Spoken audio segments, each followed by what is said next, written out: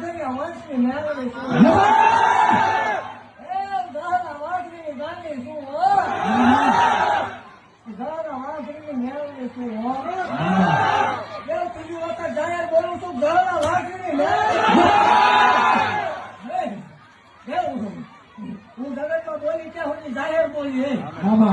પહેલેથી બોલી અત્યાર સુધી જાહેર બોલી જગત ને મારી પાસે કોઈ એમ કતું મેળવી હોય મેળવી ભુવાનું હોય કોણ આવ્યું હોય 100 કિલોમીટર થી તો હા અવાજ મારે ગયો પછી એવું કહું છું ભલામણ